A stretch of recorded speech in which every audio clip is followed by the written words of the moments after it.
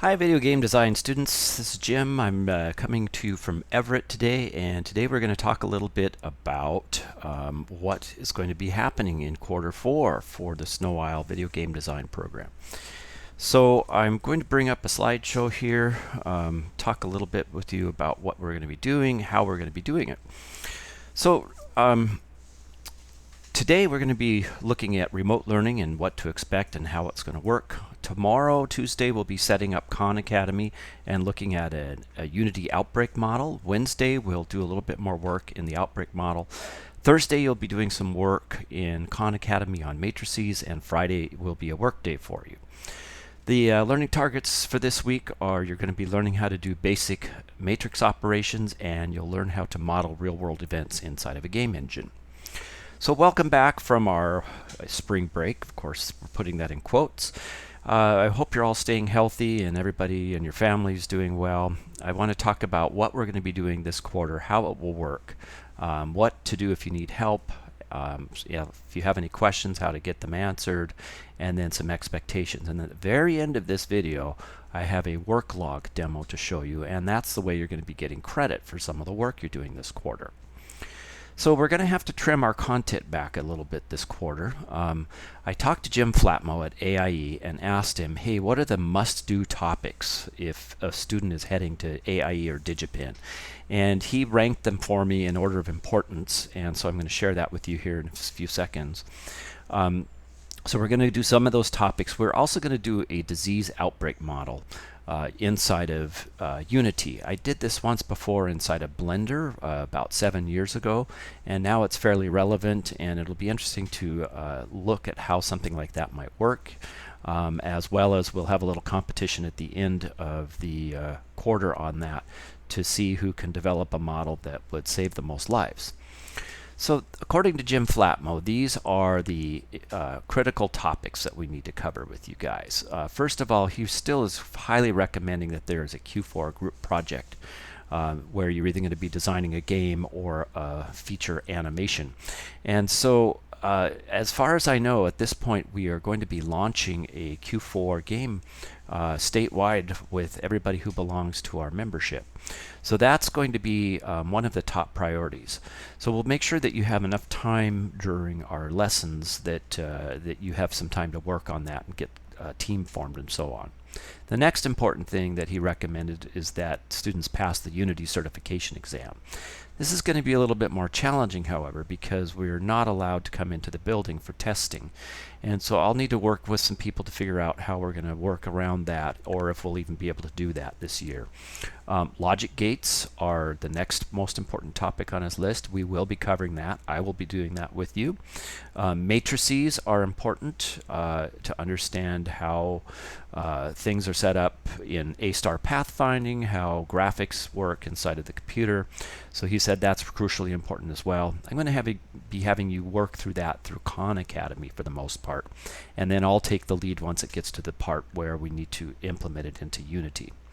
And then A-star pathfinding is, he said, is crucial to understand, but we don't need to code it. You just need to understand what the algorithm is. So we'll be giving you some lessons on that. Matrix transformations, resume and cover letters, and parametric equations are all things that would be great to cover if we have time, but we may not get to that. So we'll keep that on the back burner for now, but just in case we don't get to it, those are things we'll be doing later. Second year students, I am hoping that you will help out first year students to the best of your ability. I am going to expect you to do the disease outbreak model with us, and you do need to complete the console RPG in a language other than C#. I'm also asking you to do 2 white papers, and later in the week or next week I'll show you in Google Classroom some examples. Just before you do them, make sure you get your topics approved with me, and you can also substitute writing the papers for a video tutorial. That's fine with me as well. So how is this quarter going to work? We're going to be doing it through asynchronous learning. That means I'm not going to be setting up Zoom meetings at specific times. Instead, I'll be pushing content out to you through videos that either I make or are made through Khan Academy, for example, and you can watch them on your own timetable. You need to expect from me a daily email and a daily YouTube video update, like the one you just got. I'm going to ask you to complete the tasks and record your work online. You will either be turning it in through 3 different places. You'll turn it in through the Q4 student work log. I'm going to show you that at the end of this video. You can do it through Google Classroom. Those will be for larger projects, or for some of the math work that we're going to be doing, you'll be doing it inside of Khan Academy.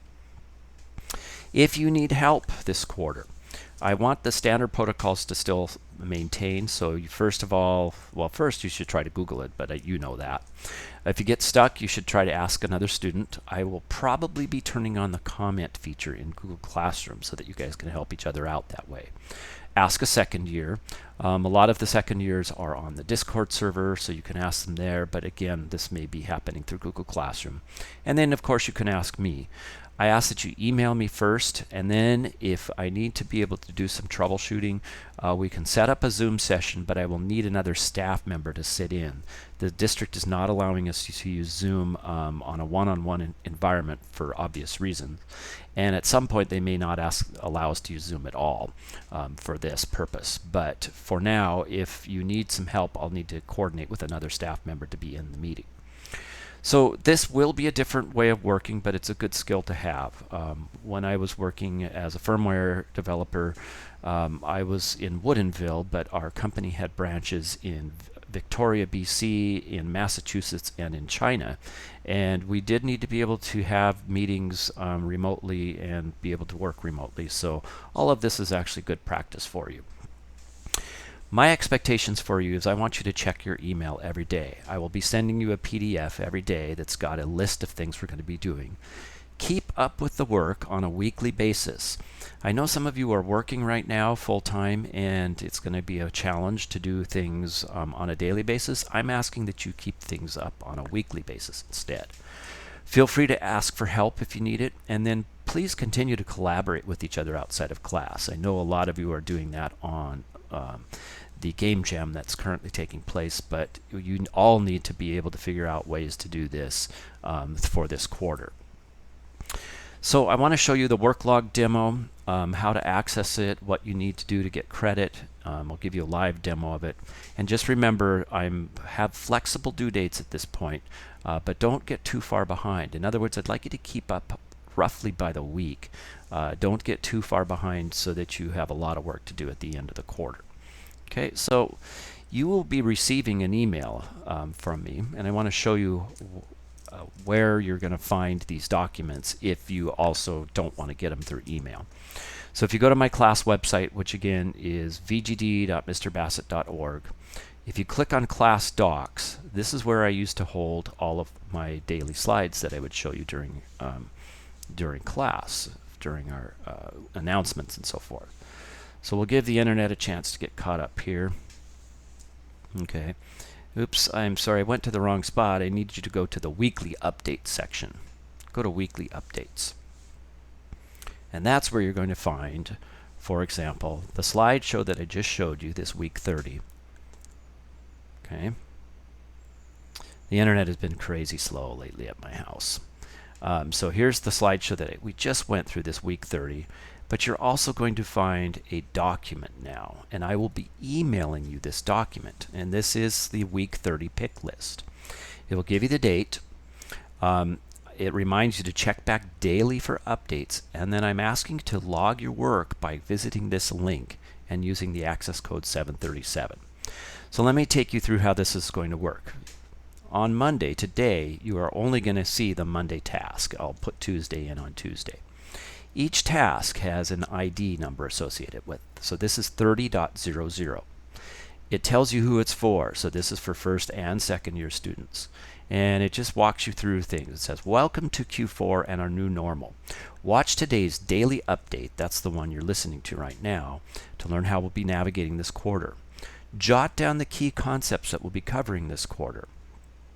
And submit a work log entry using today's task ID of 30.00.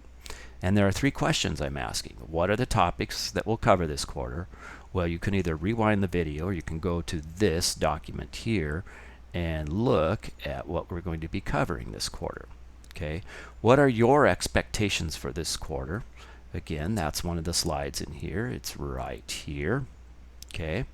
And finally, is there anything you're concerned about this quarter?